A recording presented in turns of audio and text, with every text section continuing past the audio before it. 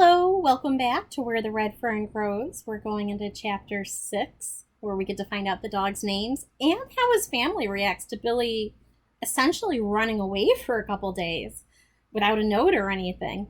Um, so, last we left off, they were in the cave trying to ward off a vicious mountain lion, and his two dogs stood side by side, and Billy knew at that point that he was ready to die for his dogs. And so the love they have is really just this instant connection and instant love for each other. So that's where we are with chapter 6. And we'll go from there. Your question on your study guide is, how does Billy come up with the names of his dogs? So you will find that out in this chapter. So listen for that. You'll probably want to go back, hit rewind, and listen to it a couple times to get all your notes down for that, because there's a specific reason he names each dog what he does. Chapter 6, Where the Red Fern Grows. After the terrifying night, the bright morning sun was a welcome sight. I fixed breakfast, and soon we were on our way. I tried to get the pups to follow me so as to lighten my load. They would furr away, and then, sitting down on their rears, they would cry and whimper. Back in the sack they would go, with their heads sticking out of the holes and their long ears flopping. I moved on. About midday, I entered country I knew. I wasn't far from home. I dropped down out of the mountains, into the bottoms, far above our place. I had crossed the river, on my way to town. Staying on the left of the river, I followed its course past several campgrounds, but didn't stop until I came to the one where I had found the magazine. Here I took the pups out of the sack and sat down in the warm sand. As the afternoon wore on, I sat there deep in thought. I was trying to think of what I was going to tell my mother and father. I could think of nothing. Finally decided I would just tell them the truth, and with the help of the new overalls, cloth, and candy, I would weather the storm. My pups were having a big time playing, with their little front paws locked around each other. They were growling and rolling and chewing on one another. They looked so cute, I laughed out loud. While I was watching their romping, a thought came to me. I haven't named them. I went over a list of names for him. I tried Red, Bugle, Lead, name after name as before, and for her I tried Susie, Mabel, Queen, all kinds of girl names. None seemed to fit.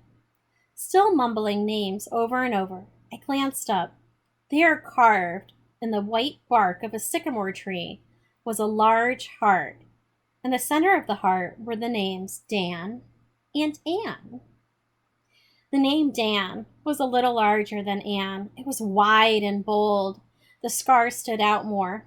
The name Anne was small, neat, and even. I stared unbelieving, for there were my names. They were perfect. I walked over and picked up my pups.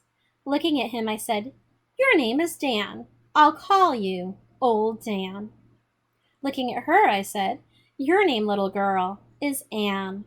I'll call you Little Anne."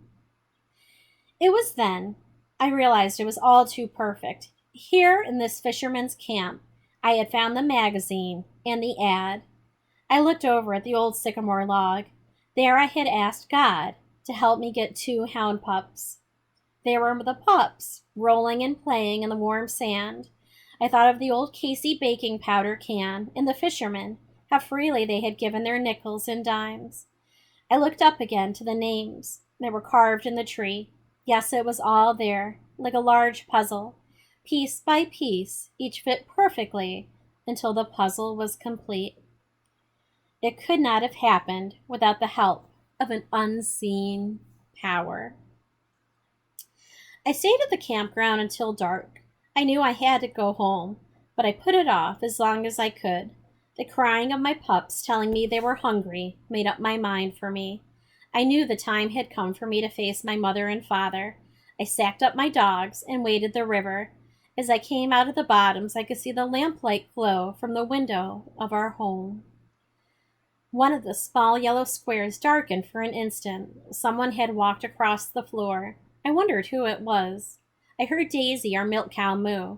I was thinking so hard of what I would say. It startled me for a second. Reaching the gate to our house, I stopped. I had never thought of our home very pretty, but that night it looked different. It looked clean and neat and peaceful, nestled in the foothills of the Ozarks. Yes, on that night, I was proud of our home. My bare feet made no noise as I crossed the porch. With my free hand, I reached and pulled the lever that worked the latch. Slowly the door swung inward. I couldn't see my father or sisters. They were too far to the right of me, but my mother was sitting directly in front of the door, sitting in her old cane-bottom rocker, knitting. She looked up. I saw all the worry and grief leave her eyes. Her head bowed down. The knitting in her hands came up to cover her face. I stepped inside the room. I wanted to run to her and comfort her and tell her how sorry I was for all the worry and grief I had caused her. The booming voice of my father shook me from my trance. He said, "Well, what have you got there?" Laughing, he got up from his chair and came over to me. He reached and took the sack from my shoulders. "When we started looking for you," he said, "I went to the store and your grandpa told me all about it. It wasn't too hard to figure out what you had done, but you should have told us." I ran to my mother and, dropping to my knees, buried my face in her lap. As Mama patted my hand, I heard her say in a quavering voice, "Oh, why didn't you tell us? Why?" I couldn't answer. Between sobs, I heard the squeals of delight of my sisters as they fondled my pups. I heard my father say, "What's this other stuff you've got?" Without raising my head from my mother's lap, in a choking voice, I said, "One is for you, and one is for Mama, and the other is for the girls." I heard the snapping of string and the rattle of paper. The oohs and ahs from my sisters were wonderful to hear. Papa came over to Mama, laying the cloth on the arm of her chair, and said, "Well, you've been wanting a new dress. Here's enough cloth to make half a dozen dresses." Realizing that everything was forgiven, I stood up and dried my eyes. Papa was pleased with his new overalls. My sisters forgot the pups for the candy. The light that was shining in my mother's eyes as she fingered the cheap cotton cloth was something I will never forget. Mama warmed some milk for the pups, and they drank until their little tummies were tight and round. As I ate, Papa sat down at the table and started talking man talk to me. He asked, "How are things in town?" I told him it was boiling with people. The wagon yards were full of wagons and teams. He asked if I had seen anyone I knew. I told him I hadn't, but the station master had asked about him. He asked where I had spent the night. I told him about the cave in Sparrowhawk Mountains. He said that must have been the one called Robber's Cave. My youngest sister piped up, "Did you stay all night with some robbers?" My oldest sister said, "Silly, that was a long time ago. There aren't any robbers there now." The other one put her nickel's worth in. "Weren't you scared?" "No," I said. "I wasn't scared of staying in the cave, but I heard a mountain lion scream and it scared me half to death." "Aw, they won't bother you," Papa said. "You had a fire, didn't you?" I said yes. He said, "They'll never bother you unless you are wounded or cornered. But if you are, you better watch out. You better look out." Papa asked me how I liked town. I said I didn't like it at all. I wouldn't live there even if they gave it to me. With a querying look on his face, he said, "I'm afraid I don't understand. I thought you always wanted to go to town." "I did," I said, "but I don't want to anymore. I don't like the people there, and I couldn't understand them." "What was wrong with them?" he asked. I told him how they stared at me and had even laughed and made fun of me. He said, "Aw, I don't think they were making fun of you, were they?" "Yes, they were," I said, "and to beat it all the boys jumped on me and knocked me down in the dirt. If it hadn't been for that marshal, I would have been taking a beating." Papa said, "So you met the marshal. What did you think of him?" I told him he was a nice man. He had bought me a bottle of soda pop. At the mention of soda pop, the blue eyes of my sisters opened wide. They started firing questions at me, wanting to know what color it was and what it tasted like. I told him it was a strawberry and it bubbled and it tickled when I drank it, and it made me burp. The eager questions of my three little sisters had an effect on my father and mother. Papa said, "Billy, I don't want you to feel badly about the people in town. I don't think they were poking fun at you. Anyway, not like you think they were." "Maybe they weren't," I said, "but I still don't want to ever live in town. It's too crowded, and you couldn't get a breath of fresh air." In a sober voice, my father said, "Someday you may have to live in town. Your mother and I don't intend to live in these hills all our lives. It's no place to raise a family. A man's children should have an education. They should get out and see the world and meet people." "I don't see why we have to move to town to get an education," I said. "Hasn't Mama taught us how to read and write?" "There's more to an education than just reading and writing," Papa said. "Much more." I asked him when he thought we'd be moving to town. "Well, it'll be some time yet," he said. "We don't have the money now, but I'm hoping someday we will." From the stove, where she was heating salt water for my feet, Mama said in a low voice, "I'll pray every day and night for that day to come. I don't want you children to grow up without an education, not even knowing what a bottle of soda pop is, or ever seeing the inside of a schoolhouse. I don't think I could stand that. I'll just keep praying, and someday the good Lord may answer my prayer." I told my mother I had seen the schoolhouse in town, and again I had to answer 1,000 questions from my sisters. I told them it was made of red brick and was bigger than Grandpa's store, a lot bigger. There must have been at least 1,000 kids going into this school there.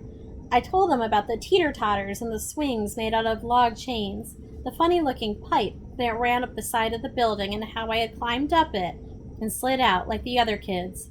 I didn't tell them how I came out. "I think that was the fire escape," Papa said. "Fire escape?" I said. "It looked like a slide to me." "Did you notice where it made that bend at the top?" he asked. I nodded my head. "Well, inside the school there's a door," he said. "If the school gets on fire, they open the door. The children jump in the pipe and slide out to safety." "Boy, that's a keen way of getting out of a fire," I said. "Well, it's getting late," Papa said. "We'll talk about this some other time. We'd better get to bed, as we have a lot of work to do tomorrow." My pups were put in the corn crib for the night. I covered them with shucks and kissed them good night. The next day was a busy one. With the hampering help of my sisters, I made a little dog house. Papa cut the ends. I'm going to pause there. Remember I said, pay attention to Buddy's collar, and I made you take notes on it? This is the connection I was talking about. Papa cut the ends off his check lines and gave them to me for collars. With painstaking care, deep in the tough leather, I scratched the name Old Dan on one and Little Ann on the other. With a nail and a rock, 2 holes were punched in each end of the straps. I put them around their necks and laced the ends together with baling wire. Aww, just like Buddy's. Remember Buddy's was made of check-line leather, and the baling wire, which is bendable, it was held together by baling wires. Very similar, and a little boy had written Buddy. That evening, I had a talk with my mother. I told her about praying for the 2 pups and about the magazine and the plans I had made. I told her how hard I tried to find names for them and how it was strange finding them carved in the bark of a sycamore tree. With a smile on her face, she asked, "Do you believe God heard your prayer and helped you?" "Yes, Mom," I said. "I know He did, and I'll always be thankful." There we go. He has his pups. He has their names. He loves them. They love him. And that is the end of chapter 6. All right. I'll see you soon for chapter 7. Bye.